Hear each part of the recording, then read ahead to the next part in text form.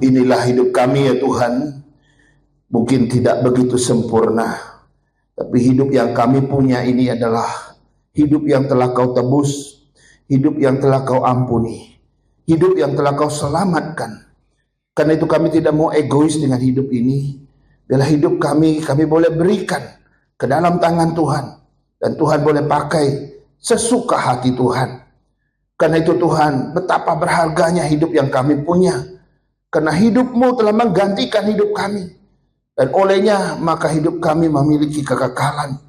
Karena itu Tuhan, sampai hari ini kami boleh terus bersyukur.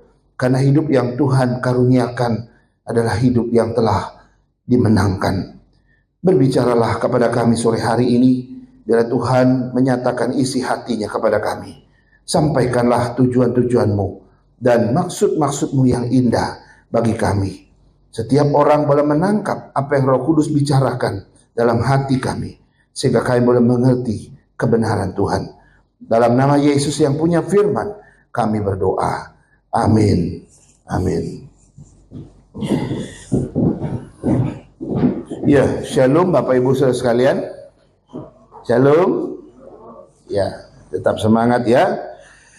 Baik saudara-saudara sekalian, saya akan membaca satu bagian dari firman Tuhan untuk kita dari 2 Korintus 6 ayat 2. 2 Korintus 6 ayat 2. Ya, 2 Korintus 6 ayat 2 boleh ditampilkan kali ya, biar kita baca bersama-sama.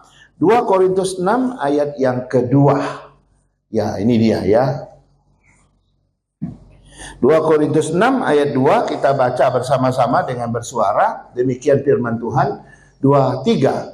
Sebab Allah berfirman, pada waktu aku berkenan, aku akan mendengarkan engkau. Dan pada hari aku menyelamatkan, aku akan menolong engkau. Sesungguhnya waktu ini adalah waktu perkenanan itu. Sesungguhnya hari ini adalah hari penyelamatan itu. Kayaknya belum semua membaca ya. Kita baca sekali lagi. 2, 3. Sebab Allah berfirman, pada waktu aku berkenan, aku akan mendengarkan engkau. Dan pada hari aku menyelamatkan, aku akan menolong engkau. Sesungguhnya waktu ini adalah waktu perkenanan itu. Sesungguhnya hari ini adalah hari penyelamatan itu. Puji Tuhan saudara sekalian. Saya masih mau membawa kita mengingat bahwa tema bulanan kita bicara tentang masihkah ada waktu, gitu ya. Dan ini sudah kita dengar minggu pertama yang lalu, pengertian tentang apa itu masihkah ada waktu. Lalu minggu lalu kita dalam hut kita sudah bicara atau mendengar tentang cara menggunakan waktu, menata waktu dalam hidup kita. Masih ingat 8 kali 3 itu ya. Nah hari ini saudara, saya rindu membawa kita mengerti satu sub lagi ya, yang saya sebut dengan waktu sebelum kasih karunia ditutup. Itu bahasanya. Waktu kasih karunia belum ditutup ya. Atau waktu sebelum masa anugerah berakhir. Mungkin itu lebih tepat ya. Waktu sebelum masa anugerah berakhir. Ini satu pergumulan bagi umat Tuhan gitu ya. Karena pada suatu saat ya kita semua akan menemukan bahwa waktu itu akan berakhir gitu ya.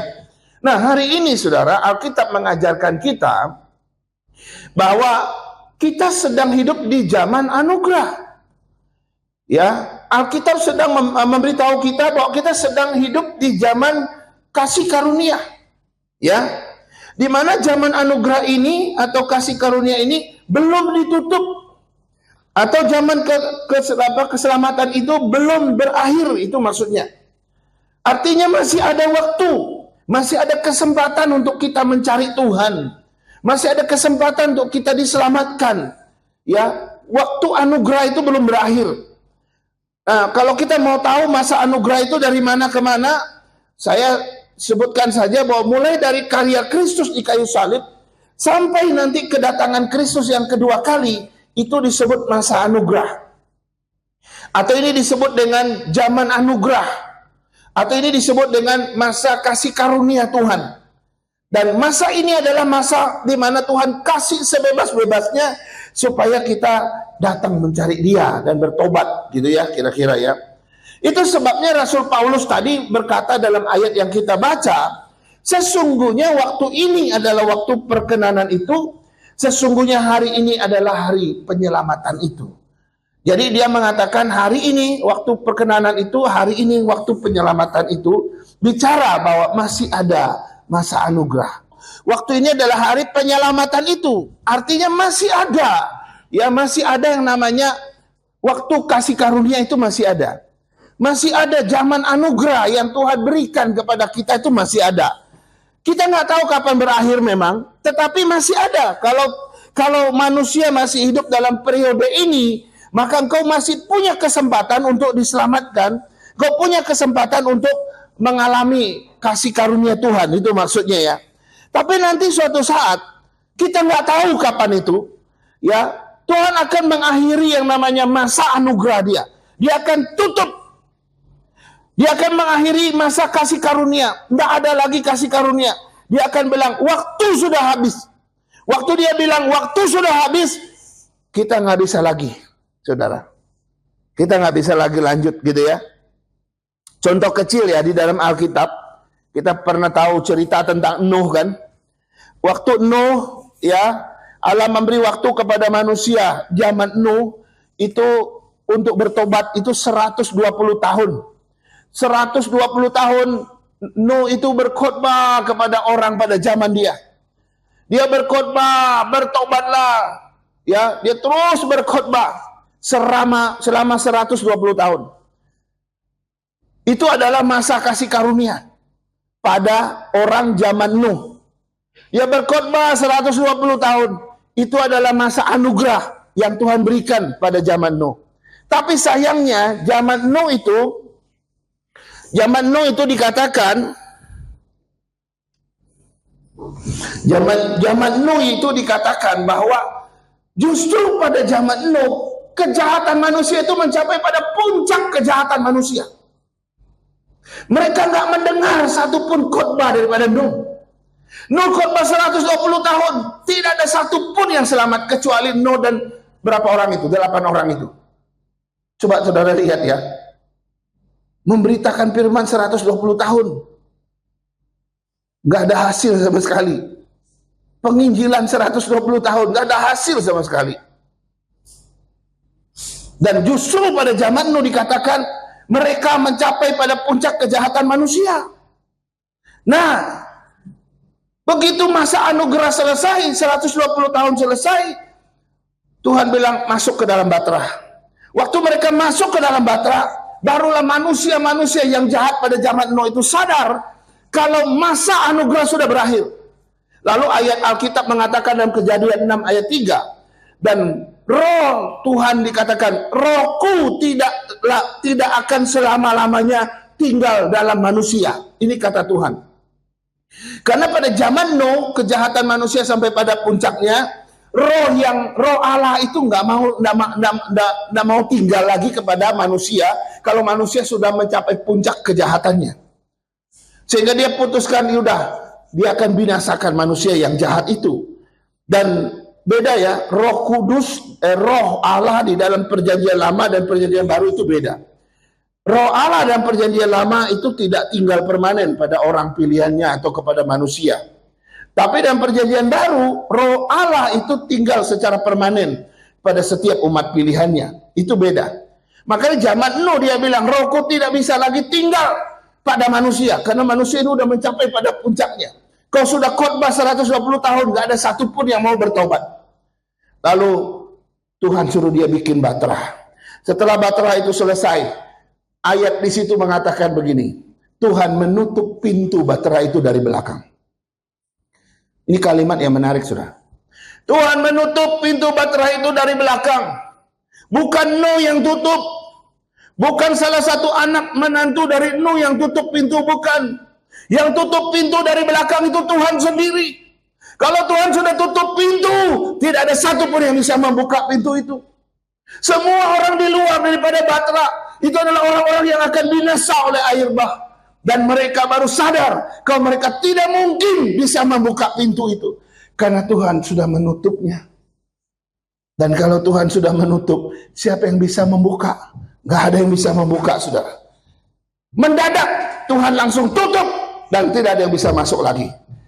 Ini adalah gambaran tentang masa anugerah yang Tuhan kasih 120 tahun, begitu selesai, tidak ada lagi yang bisa memperpanjangnya. Jadi masa anugerah itu masih adakah? Puji Tuhan masih ada, tapi kita nggak tahu kapan berakhir. Waktu kasih karunia itu masih adakah? Kalau kita masih diberi waktu sampai hari ini, puji Tuhan mungkin masih ada. Cuma kita nggak tahu kapan kasih karunia ini akan ditutup oleh Tuhan, kita nggak tahu. Nah saudara, peristiwa Nuh ini adalah gambaran profetik, gambaran masa depan, bahwa suatu saat Tuhan akan menutup masa anugerah kita, dan pintu keselamatan itu sudah tidak akan ada lagi. Nah sekarang saudara, mari kita lihat dulu ya, pengertian tentang waktu sebelum kasih karunia tertutup. Ya, tema kita hari ini adalah waktu sebelum kasih karunia ditutup, atau waktu masa anugerah berakhir. Ya, apa artinya? Apa makna di balik kalimat itu, saudara? Saya menemukan ada 4 hal di balik kalimat itu. Yang pertama, Allah masih membuka pintu kasih karunia atau pintu keselamatan buat kita, masih. Ya, masih. Kenapa? Karena hari ini kita masih ada di sini. Gitu ya. Kalau Tuhan sudah tutup, suasananya udah beda. Ya kan? Yesaya 55 ayat 6 berkata begini, carilah Tuhan selama ia berkenan ditemui, berserulah kepadanya selama ia dekat. Ini satu ayat yang terkenal sekali dari Nabi Yesaya ya. Nah yang menarik saudara, ada kata selama ia berkenan ditemui, selama ia dekat. Ini dua kata, 2 kalimat yang diulang, yang mengandung atau menunjuk kepada masih ada waktu. Ya masih ada waktu. Kalau Tuhan masih berkenan, masih ada waktu. Kalau Tuhan masih dekat, masih ada waktu. Tapi waktu dan kesempatan yang Tuhan berikan itu, saudara, ada batasnya. Tidak selamanya nanti dia akan berkenan kamu cari. Suatu saat, dia masih berkenan kepada kita. Kita bisa cari dia kapan saja. Karena dia masih memperkenankan kita untuk menemui dia, mencari dia. Tapi suatu saat, dia akan tutup itu perkenanan itu. Sehingga sekalipun kita cari dia, kita tidak lagi bisa. Karena dia sudah tidak memperkenankan lagi. Begitu juga tidak selamanya dia dekat. Selama dia dekat berarti dia masih menyatakan diri kepada kita, kepada umatnya, membuka diri. Supaya engkau datang kepada dia, mencari dia. Tapi ada suatu saat, dia tidak akan dekat lagi. Dia akan jauh saudara. Dan kita tidak akan pernah bisa mencapai dia lagi. Karena itu saudara, terbatas yang Tuhan berikan tadi, segeralah cari Tuhan. Ini himbauan dari Yesaya, karena waktunya terbatas. Tidak selamanya dia berkenan dan tidak selamanya dia dekat. Karena itu dia bilang, berserulah kepadanya. Lalu nyambung dengan Paulus tadi, inilah hari perkenanan itu, inilah hari penyelamatan itu. Saudara, ada beberapa tanda ya kasih karunia masih terbuka. Ada beberapa tanda, saya rasa kita semua tahu. Ada beberapa tanda masa anugerah ini masih ada. Misalnya gitu ya. Pertama, kalau Roh Kudus masih menegur kita, kalau Roh Kudus masih menuntun kita, masih menghajar kita, mengajar kita, membimbing kita, maka itu disebut masih ada kasih karunia, masa atau waktu anugerah buat kita. Berarti Roh Kudus masih mau menuntun kita, terus membawa kita kepada Tuhan. Tapi ada suatu saat Roh Kudus tidak lagi bekerja. Kalau Roh Kudus sudah tidak bekerja, dia nggak lagi tegur kita, dia tidak lagi mau membimbing kita, dia tidak lagi memberikan kita arahan yang jelas begitu ya. Maka mohon maaf, mungkin itu sudah waktunya, sudah bukan masa anugerah lagi buat kita. Yang kedua, tanda masa anugerah masih ada, yaitu firman Tuhan masih diberitakan, Injil masih terus diberitakan. Ya kan, kabar baik masih terus diberitakan. Kalau ini masih terus diberitakan, maka itu masih ada waktu. Jadi kita masih bisa mendengar kabar baik, kita masih bisa mendengar firman. Orang-orang yang belum pernah mendengar Injil, mereka masih bisa mendengar, saudara. Itu tandanya masih ada, ya. Tapi kita nggak tahu kapan berakhir. Kemudian yang ketiga, masih ada orang yang mau bertobat kok, masih ada orang yang mau diselamatkan, saudara. Betul, kita zaman sekarang, zaman teknologi ya, seluruh dunia udah tercapai, udah dicapai oleh kemampuan teknologi kita. Tapi masih ada orang yang mengatakan belum. Injil ini belum sampai ke ujung bumi kok.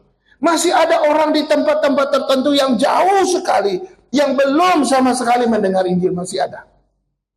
Saya dapat berita, saudara, tahun 2030 negara Tiongkok akan menjadi negara Kristen terbesar di dunia. Pertobatan di Tiongkok itu tiap hari ratusan orang percaya Tuhan. Tiap hari. Dan beberapa negara Arab, beberapa negara Muslim sekarang sudah mulai membuang kitab sucinya. Lalu mulai minta dibaptis. Beberapa negara sudah muak dengan perang yang nggak berakhir, lalu melihat kenyataan agama bagaimana begitu pahit bagi mereka, agama mereka. Akhirnya mereka mulai menerima kekristenan hari ini. Ini terjadi di dunia, saudara. Kalau masih ada orang bertobat, gelombang orang percaya Tuhan terus menerus, Tuhan masih memberi waktu untuk bertobat atau waktu anugerah buat kita. Nah, sebenarnya saudara, Tuhan bisa saja menutup pintu kasih karunia itu atau mengakhiri masa anugerah itu kapan saja, bisa. Kalau dia mau. Bisa hari ini, bisa besok. Kalau Tuhan mau, kapan saja dia bisa tutup masa anugerah itu. Dan kita nggak bisa apa-apa lagi kalau dia tutup. Tapi kenapa dia tidak lakukan? Saya menemukan juga beberapa alasan mengapa Tuhan belum menutup masa anugerah ini. Kenapa Tuhan belum tutup masa kasih karunia-Nya? Saudara, yang pertama, karena Ia masih mengasihi isi dunia ini. Yohanes 3 ayat 16.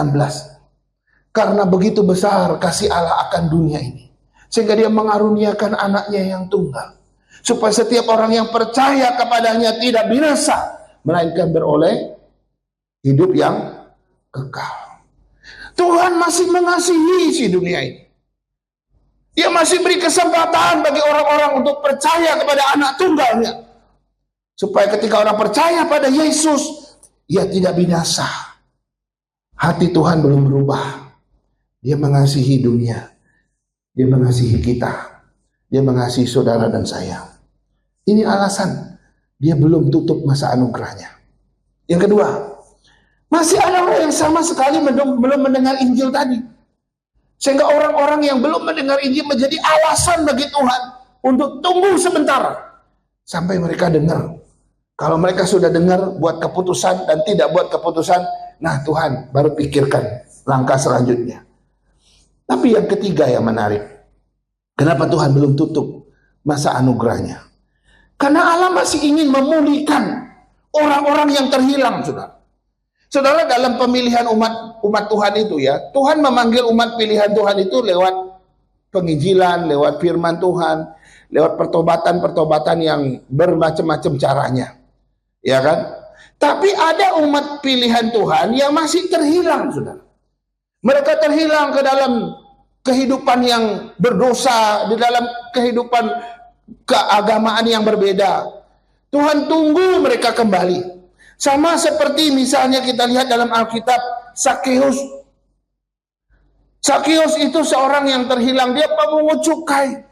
Dia ingin ketemu Yesus. Akhirnya Yesus bilang, aku akan ke rumahmu. Waktu dia sampai ke rumahnya, dia bertobat.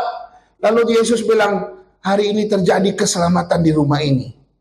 Orang-orang yang seperti Sakeus ada banyak. Umat pilihan Tuhan yang perlu dibawa pulang lebih dulu.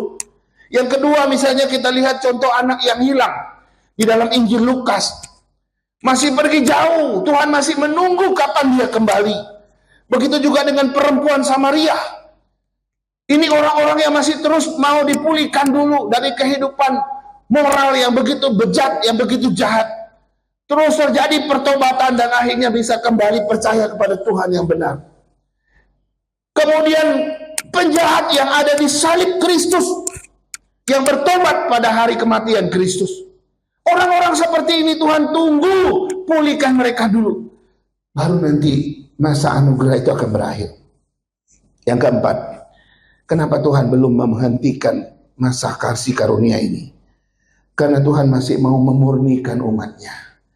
Saudara, Kalau kita baca salah satu surat dari kitab Paulus, pemurnian yang Tuhan kerjakan pertama kali itu dimulai dari rumah Tuhan. Itu dimulai dari gerejanya, dimulai dari umat pilihannya. Ya, karena itu dia terus pulihkan, terus memurnikan hati kita. Hati kita yang jahat, hati kita yang munafik, yang pura-pura, semua Tuhan pulihkan sampai kita seapa adanya di hadapan Tuhan. Dan pemurnian ini, saudara, enggak enak. Pembentukan ini memang enggak enak. Tapi pembentukan itu membuat engkau layak nanti di hadapan Tuhan, sehingga engkau menjadi serupa dengan Kristus. Dan ini butuh waktu, sehingga Tuhan masih memberi waktu untuk masa anugerah buat kita. Saudara, saya nggak tahu kalau semua ini sudah beres, nanti Tuhan akan bilang sudah selesai. Kalau sudah selesai, kita nggak bisa ada waktu lagi untuk memperbaiki diri, saudara. 2 Petrus 3 ayat 9 berkata begini, Tuhan tidak lalai menepati janjinya, tetapi Ia sabar terhadap kamu, karena Ia menghendaki supaya jangan ada yang binasa, melainkan supaya semua orang berbalik dan bertobat. Tuhan tidak pernah lalai, tapi Dia sabar terhadap kita, supaya kita semua pada akhirnya berbalik dan bertobat. Itu maksudnya. Artinya apa? Tuhan kasih waktu. Tuhan belum tutup masa anugerah ini. Kenapa? Karena Dia kasih kesempatan untuk kita balik. Kasih kesempatan untuk kita bertobat, saudara. Saudara jangan berpikir, wah enak ya zaman anugerah. Aku bisa bebas melakukan apa saja, suka-sukaku, begitu kan? Padahal itu kesempatan Tuhan berikan supaya engkau kembali kepada Dia. Banyak orang menganggap kesabaran Tuhan itu kelemahan. Mereka pikir, Tuhan terlalu sabar, berarti Tuhan ini lemah dong. Itu kelemahan Tuhan. Padahal kesabaran Tuhan itu, Tuhan sedang beri kesempatan. Tuhan kasih kesempatan. Ini yang menarik, saudara. Jadi kesabaran Tuhan bukan kelemahan, tapi justru itu kasih karunia yang Dia berikan untuk orang percaya supaya kita bertobat. Karena itu kita harus betul-betul memanfaatkan waktu yang Tuhan berikan. Jangan sampai waktu ditutup kita menyesal gitu kira-kira ya. Nah itu yang pertama, saudara. Sekarang kita lihat yang kedua. Yang kedua, makna di balik tema kita adalah tak seorang pun tahu kapan pintu itu akan ditutup. Nggak ada yang tahu, saudara.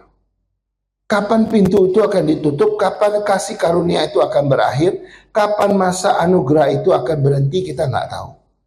Ya ini di balik tema yang saya bilang tadi yang pertama itu. Saudara, di dalam Injil Lukas, Tuhan Yesus pernah menyampaikan satu perumpamaan. Ini menarik perumpamaan ini, saudara. Dia menyampaikan tentang seorang yang kaya raya. Orang kaya raya ini dia punya tanah yang luas sekali. Lalu tanah orang kaya ini penuh dengan tanaman yang sangat menghasilkan. Dia dapat hasil yang begitu banyak dari tanah itu. Dia jadi kaya raya. Akhirnya dia bertanya kepada dirinya begini. Dia berkata kepada dirinya, apakah yang akan aku lakukan? Karena hasil tanahnya banyak gitu ya.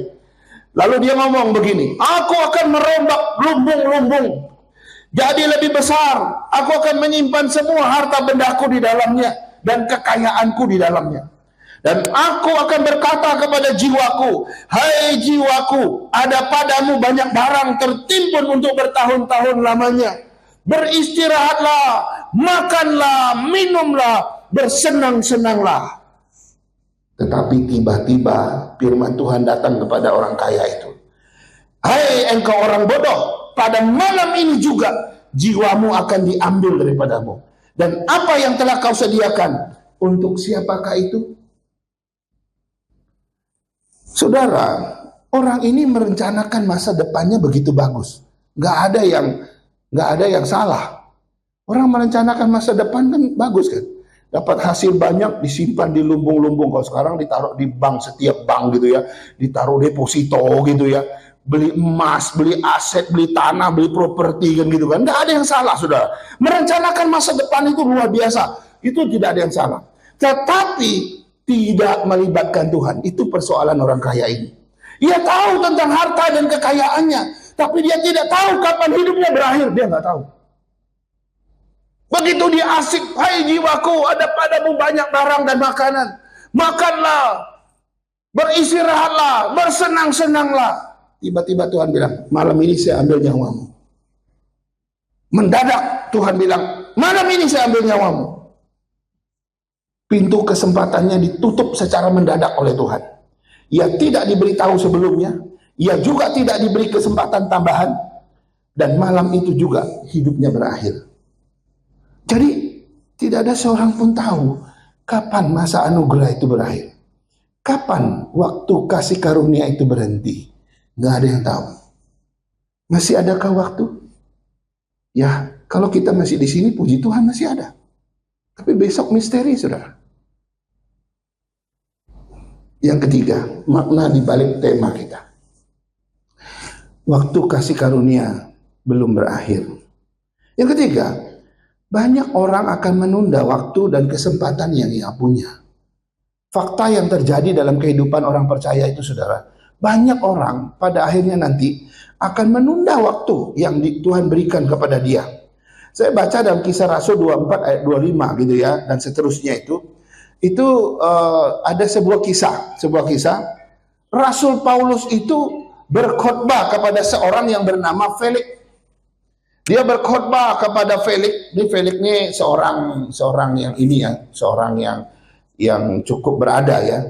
Nah, ketika Paulus berbicara kebenaran kepada dia dan penguasaan diri, kalau di dalam ayat itu dikatakan ya, Felix itu tersentuh sebetulnya. Dia dengar Injil, dia mendengar firman Tuhan dari Rasul Paulus, dia tersentuh firman Tuhan. Tetapi responnya beda. Dia bilang, sudahlah Rasul Paulus, kamu pulang dulu aja. Nanti kalau aku pingin lagi, aku bisa panggil kamu. Jadi dia mendengar firman Tuhan, Roh Kudus bicara sama dia, hatinya tersentuh, tapi keputusannya dia tolak, dia tunda. Dia bilang, Paulus nanti lain kali aku panggil kamu. Saya mohon maaf, saya belum bisa sekarang. Ini Felix di dalam Kisah Rasul 24. Dia tersentuh, tapi dia menunda keputusan, dia menunda pertobatan, saudara. Nah, pertanyaannya, mengapa orang suka menunda? Menunda dalam hal apapun, menunda waktunya, menunda kesempatan untuk bertobat, menunda dalam banyak hal, menunda dalam pelayanan dan sebagainya. Kenapa? Nanti lain kali sajalah, ya. Nanti kalau ada kesempatan lagi, aku akan panggil kamu. Ini Felix. Banyak orang seperti Felix. Saudara, orang seringkali menunda membuat keputusan pertobatan. Biasanya pertama itu merasa masih banyak waktu.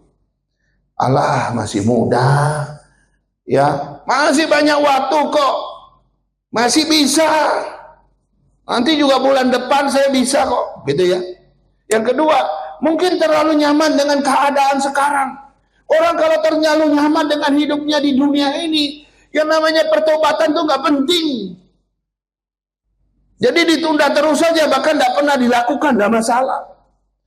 Yang ketiga, terlalu sibuk dengan dunia ini. Sibuk kejar harta, kekayaan, jabatan, kedudukan, popularitas. Sibuk terus. Pertobatan tidak ada nilai bagi dia. Untuk apa dikejar? Yang keempat, takut kehilangan kenyamanan atau kenikmatan dunia. Ada orang gak mau bertobat, kenapa? Nanti kalau dia bertobat, dia gak bisa senang-senang lagi.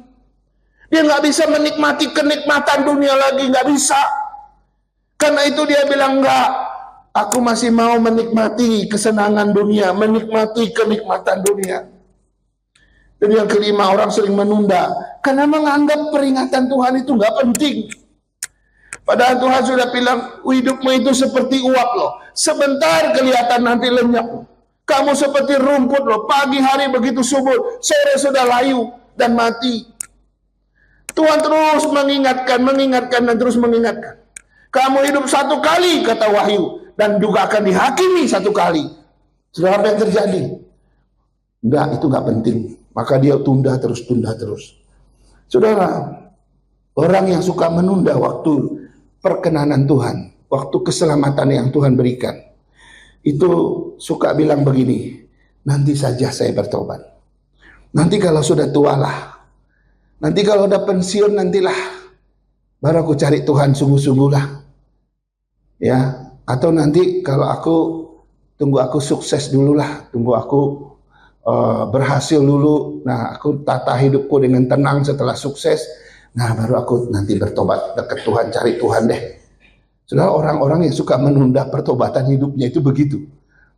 Karena kita tidak pernah tahu hari ini dan besok itu dua hal berbeda. Hari ini masih ada kesempatan, besok itu misteri. Seperti yang saya bilang beberapa bulan yang lalu, banyak hamba Tuhan meninggal, saudara. Belakangan ini lagi ada juga yang meninggal, yang perempuan lagi, hamba Tuhan yang perempuan. Saudara, kita masih muda, saudara. Ya, Tuhan tidak pernah menjanjikan hari esok selalu ada kesempatan loh buat kita, nggak pernah. Yang dia tekankan hari ini. Makanya Ibrani berkata, hari ini jika kamu mendengar suaranya, ya, hari ini jika kamu mendengar suaranya, terima. Hari ini, selalu hari ini, saat ini, nggak pernah bilang besok kalau kamu dengar suaranya, tangkap suara itu. Dia tidak pernah ngomong besok, dia selalu bilang, firman Tuhan selalu mengatakan hari ini, saat ini. Karena itu saudara, penundaan adalah sesuatu yang berbahaya sekali. Ya, karena penundaan itu musuh dari pertobatan kita. Penundaan itu semacam musuh dari pertobatan kita, saudara. Padahal sudah waktunya kita harus datang di bawah Tuhan, merendahkan diri, tapi kita tunda. Nah, itu musuh dari pertobatan kita. Saudara, nanti pada akhirnya ada 4 pintu yang akan ditutup oleh Tuhan. Yang pertama itu adalah ya pintu kehidupan. Artinya kita nggak tahu kapan Tuhan panggil kita. Kamu jangan pikir, masa depanku masih panjang, saya kan baru umur 20 tahun. Kalau Tuhan tutup di tahun 20, di umurmu 21. Untuk apa cita-citamu yang kamu bilang masih panjang waktu itu? Pintu kehidupan itu artinya kapanpun Tuhan bisa panggil kita. Artinya kalau Tuhan sudah panggil kita, atau kematian sudah datang menghampiri kita, masa anugerah buat kamu itu udah selesai. Nggak ada kesempatan, saudara. Dulu ada satu jemaat anak muda kita di sini. Kami tutup petinya di Husada situ. Dia ngebut balapan motor di mana nih? Di Kemayoran situ. Wah, kecelakaan. Dan dengar mereka balapan motor itu remnya dilepas atau di apa saya nggak tahu. Kedengarannya begitu. Jadi pasti mati punya. Mau kamu menang, mau kamu di belakang, kalau nggak hati-hati bisa mati. Mati. Saya di sininya sobek, semua sampai mukanya hancur. Lalu kita bilang, wah masih panjang. Kalau Tuhan tutup pintu kehidupanmu hari ini, besok kamu bilang panjang. Apa Tuhan bisa bilang, oh ya udah saya ikutin kamu deh, mau berapa tahun lagi gitu? Enggak. Yang kedua, pintu pertobatan. Tuhan juga bisa tutup pintu pertobatan kita. Harusnya kita lembut hati menerima firman, lalu kita mau berubah. Saya mau bertobat dalam hal ini. Saya mau jadi yang hidup dalam kebenaran dan kesucian Tuhan. Tapi kita bilang, enggak lah, nanti aja. Kita keraskan hati kita. Masih ingat kisah Firaun yang pernah kita bicara di Bible Study? Firaun mengeraskan hatinya itu 3-4 kali kalau nggak salah. Setelah 3-4 kali dia mengeraskan hatinya, yang terakhir Tuhan yang akan keraskan hatinya. Begitu Tuhan keraskan hatinya, tidak ada lagi yang bisa melembutkan hati Firaun. Karena itu Firaun dan pasukannya pasti binasa di tengah laut. Karena Tuhan mau tunjukkan kemahakuasaannya kepada raja ya, kaisar yang begitu jahat ini. Harusnya hati kita lembut, waktu itu kita ambil keputusan, tapi kita keraskan. Lama kelamaan Tuhan keraskan hati kita. Siapa yang bisa melembutkannya lagi? Pintu pertobatanmu udah selesai. Kamu mau bertobat lagi sudah susah sekali, saudara. Yang ketiga, pintu pelayanan. Itu salah satu pintu yang bisa ditutup Tuhan kapan saja. Kita bermain-main dengan pelayanan. Kita nggak serius. Saudara, Alkitab bilang nanti kalau malam sudah tiba, nggak ada orang bisa kerja lagi. Semua orang kerja pada siang hari. Kalau sudah malam, nggak ada yang bisa kerja lagi buat Tuhan. Kalau kita bilang, Tuhan perpanjang waktu saya, nggak bisa. Dan yang keempat, pintu kedatangan Kristus. Dia akan datang seperti pencuri yang kita nggak tahu kapan dia datang. Jangan sampai kita seperti 5 gadis bodoh dan 5 gadis bijak itu. 5 gadis bodoh itu tidak siap. Begitu mempelai datang, mereka ternyata nggak siap. Waktu mereka cari minyak, pintu sudah ditutup. Begitu mau masuk, orang dari dalam bilang, kita nggak kenal kalian. Nah, saudara-saudara sekalian, yang keempat adalah setelah kasih karunia ditutup, akan datang yang namanya penghakiman. Nah, Ibrani 9 ayat 27 tadi bilang begini, dan sama seperti manusia ditetapkan mati hanya satu kali dan sesudah itu ia akan dihakimi. Artinya apa? Tidak ada kesempatan lagi untuk bertobat setelah kematian, nggak ada lagi. Jangan berharap saudara nanti kalau sudah jadi mayat atau sudah jadi roh setan gitu ya baru saya bertobat, nggak mungkin. Ya, kematian itu sudah ending pintu terakhir gitu ya. Sebab masa kasih karunia itu hanya diberikan waktu kamu masih hidup di dunia ini. Zaman anugerah hanya diberikan waktu kita masih di dunia ini. Itu sebabnya selama kita masih di dunia ini, ya kita ada kesempatan bertobat, percaya Yesus, meninggalkan dosa kita, berdamai dengan Tuhan, melepaskan segala kemunafikan dan kepura-puraan dalam hidup kita. Kita hidup jujur apa adanya bagi Tuhan. Tetapi nanti kalau kematian sudah datang, final. Tahu final? Selesai. Dan yang ada adalah penghakiman. Kau harus bertanggung jawab. Sebuah ilustrasi, saudara. Saya menarik dengan ilustrasi ini. Seorang siswa yang ikut ujian, gitu ya. Masih ada waktu kan untuk waktu kita ikut ujian itu kan masih dikasih waktu kan. Ada batas waktu, misalnya 2 jam begitu. Kita udah isi begitu banyak kita isi gitu kan. Saat ujian berlangsung, tiba-tiba pengawas ujian bilang, waktu sudah habis, kumpulkan. Waktu dia bilang waktu sudah habis dan kita harus kumpulkan, kita tidak ada lagi waktu atau kesempatan untuk memperbaiki jawaban kita. Kita ingat, aduh, adik nomor 5 lupa saya jawab, mestinya saya tahu jawaban itu. Tapi lembar itu sudah ada di meja guru pengawas. Kita nggak bisa lagi minta waktu untuk perbaiki, nggak bisa. Begitupun dengan kehidupan kita. Hari ini, waktu kita mengisi lembar kehidupan kita, nanti setelah mati, tidak ada lagi kesempatan untuk kita mengubah keputusan kita. Nggak ada lagi. Itu sebabnya Ibrani 9 ayat 27 tadi, sama seperti manusia ditetapkan untuk mati hanya satu kali saja, dan sesudah itu ia akan dihakimi. Kalau sudah selesai, kau harus berhadapan dengan penghakiman Tuhan. Sudah ada satu pola, hidup, mati, dihakimi. Itu pola di dalam Alkitab. Manusia diberi kesempatan untuk hidup, nanti manusia akan mati, dan manusia akan dihakimi. Ini pola yang dikatakan kebenaran dalam Alkitab.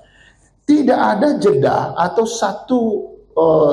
satu pola yang berbeda, yang lain antara kematian dan penghakiman. Itu nggak ada. Polanya cuma 3 itu, hidup, mati, dihakimi. Nggak ada lagi apalagi di antara kematian dan dihakimi, itu nggak ada, saudara. Alkitab nggak pernah membuka itu buat kita. Dan memang tidak ada. Mati ya sudah, nggak ada kesempatan. Satu-satunya adalah ya dihakimi gitu ya. Nah, bagian terakhir dari firman Tuhan hari ini, pertanyaan yang harus kita jawab adalah, apa yang harus kita lakukan selama pintu anugerah itu masih terbuka? Apa? Apakah yang aku harus kerjakan? Apakah yang aku harus lakukan selama pintu anugerah itu masih terbuka untukku? Yang pertama, datang kepada Tuhan sekarang, hari ini juga. Ya, nggak ada istilah nanti, besok, lusa, minggu depan, nggak ada. Kalau ada sesuatu yang nggak beres di hatimu, di hidupmu hari ini juga. Ya, kenapa harus hari ini? Kenapa harus sekarang? Karena hari ini dengan hari esok itu beda. Tapi yang saya katakan tadi, hari ini masih ada kepastian, tapi besok itu misteri. Kita nggak pernah tahu apa yang terjadi besok. Jangan-jangan kita nggak bangun besok pagi. Yang kedua, kenapa harus hari ini? Karena kita tidak tahu berapa lama waktu yang tersedia buat kita. Kita nggak tahu. Ya, jangan hidup seolah-olah kita masih banyak kesempatan. Jangan, saudara. Harusnya kita hidup seolah-olah hidup kita sudah tidak ada kesempatan. Dulu ada satu pendeta, waktu dia tahu dia kena kanker, dan dokter vonis dia, kamu cuma hidup 3 bulan. Dalam 3 bulan itu, saudara, dia seret-seret dia punya infus dari ruangan ke ruangan yang lain untuk ngobrol, memberitakan firman kepada pasien-pasien yang lain selama 3 bulan. Sampai akhirnya dia mati. Lalu ada satu perenungan juga yang mengingatkan kita. Harusnya kita hidup seperti orang yang sudah tidak punya kesempatan lagi. Baru kita mengerti arti hidup kita. Jadi Tuhan memanggil kita sekarang, bukan besok, bukan lusa, bukan. Dan yang menarik, saudara, kita harus datang kepada Tuhan. Jangan tunggu keadaanmu sempurna dulu baru datang. Jangan tunggu waktumu bagus dulu, baik dulu, baru cari Tuhan. Jangan. Sebab tidak pernah ada waktu yang ideal untuk kita cari Tuhan. Tidak pernah ada. Justru dalam kondisi yang tidak ideal, seringkali Tuhan bekerja dalam diri kita. Dan Dia menyelamatkan kita di dalam kondisi itu. Ya, menarik, saudara. Banyak orang mendengar ajakan firman Tuhan, tapi mereka bilang nantilah, lain kalilah, kemudian berubah menjadi tidak pernah sama sekali. Padahal Alkitab bilang, hari ini jika kamu mendengar suaranya, janganlah keraskan hatimu. Ini yang pertama, ya. Yang kedua yang harus kita lakukan, hidup dalam pertobatan setiap hari. Hidup dalam pertobatan setiap hari. Mungkin kita sering mendengar kalimat ini, saudara, ya. Nah, saudara, ada satu yang menarik di sini. Mengapa Tuhan menuntut kita hidup dalam pertobatan harian? Kenapa Tuhan tidak menuntut kita hidup dalam pertobatan mingguan, bulanan, tahunan? Kenapa yang Tuhan minta hidup dalam pertobatan harian? Kenapa? Pernah nggak kepikir ini? Ada orang kan ngumpul-ngumpul dulu dosanya, ditabung-tabung dulu gitu kan. Nanti akhir bulan atau awal bulan baru nanti saya beresin gitu ya. Saudara, yang Tuhan minta tuh pertobatan harian loh. Bukan mingguan, bukan bulanan, bukan tahunan, ya.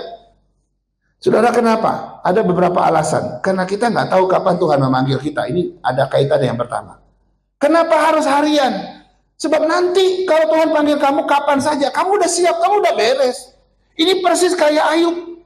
Waktu Ayub sebelum dicobai oleh iblis gitu ya, tiap hari dia mempersembahkan korban penghapus dosa kepada Tuhan untuk semua anak-anaknya. Sebab pikir Ayub, kata Alkitab, jangan-jangan anak-anakku sudah berbuat dosa terhadap Tuhan. Karena itu tiap hari dia mempersembahkan korban penghapus dosa, korban penebus salah. Supaya apa?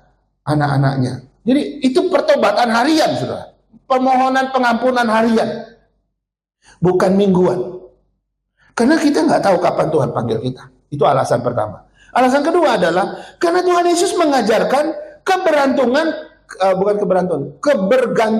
harian kepada Tuhan. Bukan kebergantungan mingguan, bulanan, atau tahunan kepada Tuhan. Bukan.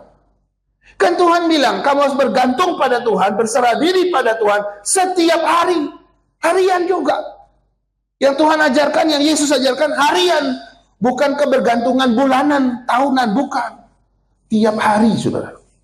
Yang ketiga, karena hubungan dengan Kristus itu, dengan Tuhan itu harus dipelihara tiap hari. Nggak boleh putus. Kenapa Tuhan tuntut pertobatan harian? Karena relasi kita juga harian. Pemeliharaan hubungan dengan Tuhan juga harian. Dan yang keempat, ini yang menarik. Kenapa dia menuntut pertobatan harian? Karena kita masih hidup di dunia yang penuh pencobaan. Kamu melangkah sedikit saja, ketemu pencobaan. Belok kanan, ketemu pencobaan. Belok kiri, ketemu pencobaan. Kalau kita nggak bertobat harian, saudara, bahaya hidup kita. Karena pencobaan itu di sekeliling kita. Jadi pertobatan harian bukan berarti seseorang harus terus diselamatkan begitu ya, berulang-ulang, enggak. Pertobatan harian itu apa? Adalah hati yang terus-menerus kembali kepada Tuhan dan membiarkan Tuhan yang memimpin. Pertobatan harian ada sebuah pengakuan bahwa kita masih membutuhkan anugerah Tuhan setiap hari. Pertobatan harian juga bukan tanda bahwa kita jauh dari Tuhan, tapi tanda kita ingin tetap dekat dengan Tuhan. Itu pertobatan harian. Yang ketiga, apa yang harus kita lakukan? Kalau pintu anugerah itu masih terbuka, gunakan waktu untuk melayani. Ayo kita melayani. Mengapa kita harus melayani? Minggu lalu ada pelajaran ya, 8 kali 3 itu 24. Ya, 8 jam apa, pertama apa, 8 jam kedua apa, 8 jam ketiga apa. Yaitu teori-teori ya. Tapi ada yang menarik saudara ya. Karena memang kita harus menggunakan sebagian waktu kita juga untuk melayani Tuhan, kan begitu ya. Karena melayani Tuhan itu salah satu tujuan hidup orang percaya kok. Kita nggak bisa hidup tanpa tujuan ini. Tuhan sudah melekatkan tujuan ini dalam setiap orang yang percaya. Kalau hari ini kau percaya Yesus, pelayanan itu harus kau panggul. Kau harus pikul. Yang kedua, melayani adalah salah satu bukti atau ungkapan cinta kasih kita kepada Tuhan. Kenapa kita terlibat melayani? Oh itu karena saya dipaksa sama pendeta. Bukan. Harusnya itu lahir dari hatimu yang mengasihi Tuhan. Karena Tuhan lebih dulu udah melayani kamu. Itu juga kesempatan ya melayani Tuhan itu tidak berlangsung selama-lamanya. Ya tapi akan ada waktu yang singkat. Karena itu harus digunakan waktu yang Tuhan berikan. Dan pelayanan itu juga memiliki nilai-nilai yang sangat kekal. Yang sangat mendatangkan ya nilai kekekalan dalam hidup kita. Suatu saat saudara, kita akan berdiri di hadapan Tuhan. Yang terpenting waktu itu adalah bukan berapa lama kita hidup, tapi yang terpenting saat itu adalah bagaimana kita menggunakan hidup kita untuk melayani Tuhan. Ya, dan ini menarik ya. Jadi hidup kita bukan untuk dinikmati sendiri, tapi untuk memuliakan Tuhan. Yang keempat yang harus kita lakukan, kalau pintu anugerah Tuhan masih terbuka, hiduplah dalam ketaatan dan kesetiaan. Kita mungkin bosan mendengar kalimat-kalimat kayak begini gitu ya. Salah satu urgensi ketaatan dan kesetiaan itu adalah karena kita tidak pernah tahu, sekali lagi, kita tidak pernah tahu kapan Tuhan panggil kita. Sekali lagi, itu alasannya. Hari ini kau taat, hari ini kau setia. Besok Tuhan panggil kau sudah siap. Mungkin besok adalah hari terakhir kita. Tapi ketaatanku sudah mempersiapkan aku. Seperti aku menyiapkan payung sebelum hujan. Jadi orang yang taat dan setia adalah orang yang senantiasa berjaga-jaga. Orang yang waspada. Dia nggak khawatir kapanpun Tuhan panggil dia. Kenapa? Karena mereka udah siap. Ketaatannya tidak pernah putus. Kesetiaannya nggak pernah putus. Dan yang menarik saudara, hidup dalam ketaatan dan kesetiaan itu juga bagian dari persiapan kita masuk ke dalam kekekalan, masuk dalam kerajaan surga. Karena hanya orang yang taat dan setia yang masuk surga. Tapi kalau kau nggak setia dan taat sama Tuhan, nggak akan masuk surga, kan bahasanya kan begitu. Sebab tidak ada orang yang tidak taat lalu Tuhan masukkan di sana, enggak gitu ya. Orang yang taat, orang yang setia itu adalah orang yang memang disiapkan untuk masuk ke surga gitu kan. Jadi waktu masuk surga kita udah terlatih. Kita sudah terbukti taat gitu ya, terbukti setia gitu ya. Nah, ada korelasi saudara antara ketaatan dan kesetiaan. Saya mau kasih tahu di sini. Ketaatan itu menentukan arah hidup kita. Waktu saya bilang saya akan taat sama Tuhan, maka saya sedang mengarahkan hidup saya ke sana. Kesetiaan itu membuat saya menentukan bagaimana saya mengakhiri perjalanan saya sampai akhir di titik itu. Ini titik pijak saya, itu titik tuju saya. Ini titik orientasi hidup saya. Jadi waktu saya bilang saya mau taat sama Tuhan, saya titik pijak atau mau taat sama Tuhan di titik tuju, maka menentukan arah hidup saya, titik orientasi hidup saya. Lalu titik orientasi hidup saya setiap hari itu ada bicara tentang kesetiaan yang membawa saya sampai kepada titik tujuan. Saudara, ini bicara tentang ketaatan dan kesetiaan. Harus, itu tidak bisa tidak. Dalam waktu perjalanan hidup kita ini, saudara, saya rasa kita semua ingin mendengar kalimat terakhir waktu kita ketemu Tuhan Yesus. Kalimat apa yang kalian mau ingin dengar dari Tuhan Yesus waktu kita ketemu Tuhan Yesus?